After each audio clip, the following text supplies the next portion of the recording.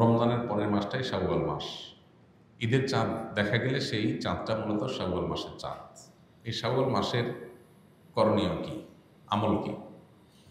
উত্তর হলো যে শাওয়াল মাস এর দুইটা ফজিলত আছে।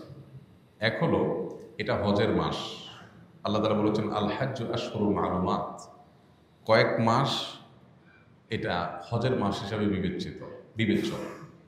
এর ভিতরে শুরু হয় শাওয়াল দিয়ে, শেষ হয় জিলহজ দিয়ে। এখন প্রশ্ন উঠতে পারে, হজের কার্যক্রম তো হয় জিলহজের ৮ থেকে ১৩ তারিখ, তাহলে শাওয়াল মাস কীভাবে হজের মাস হয়? এর উত্তর হলো, কেউ যদি হজ স্টার্ট করতে চায় শাওয়াল মাসে সেই স্টার্ট করতে পারবে। অর্থাৎ হজের উদ্দেশ্যে এহরাম করে মক্কায় ঢুকে গেল, শাওয়ালে স্টার্ট হয়ে গেল, ওমরা করো, বাকি হজের অপেক্ষা করতেছে। এটা পার্ট অফ হজ। যখন কেউ তামাত্তু হজ বা কেরান হজের নিয়ত করবে, সে শাওয়াল থেকে শুরু করতে পারে। তো সে অর্থে এটাকে হজের মাস বলা হয়েছে। দ্বিতীয়ত, শাওয়াল মাসে 6টা রোজার ফজিলত আছে। আমরা জানি নবী সাল্লাল্লাহু আলাইহি ওয়াসাল্লাম বলেছেন, মান সামা রমাদান সুম্মা আতবাআহু সিত্তাম মিনাশ শাওয়াল কানা কাসিয়ামিদ দাহর। কেউ রমজান রোজা রাখার পরে শাওয়ালের 6টা রোজা রাখলে সারা বছর রোজা রাখার সওয়াব পাওয়া যাবে। অনেকে এটাকে ব্যাখ্যা করেন এইভাবে যে আল্লাহ তাআলা যে কোনো আমলের 10 গুণ বাড়িয়ে দেন, কোনো কোনো ক্ষেত্রে 700 গুণ আরও বেশি পরিমাণ দেন অনেকে।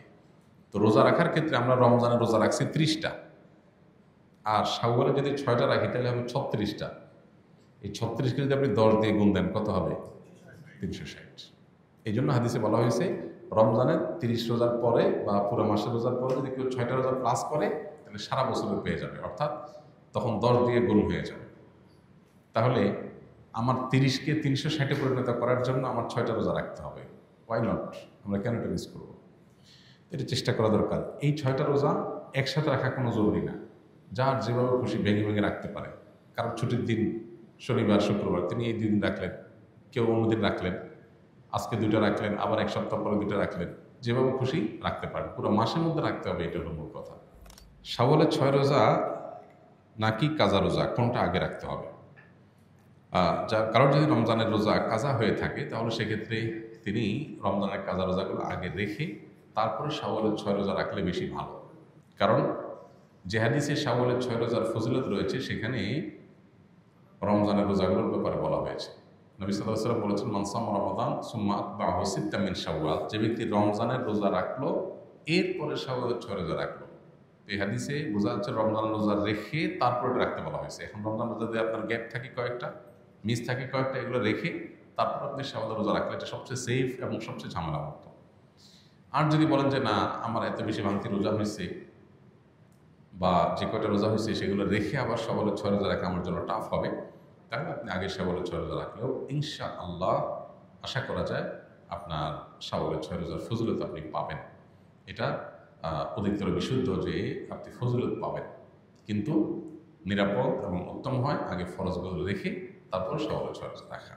ওযু করার সময় কি কি দোয়া পড়তে হয়? ওযুর শুরুতে বিসমিল্লাহ পড়তে হয়।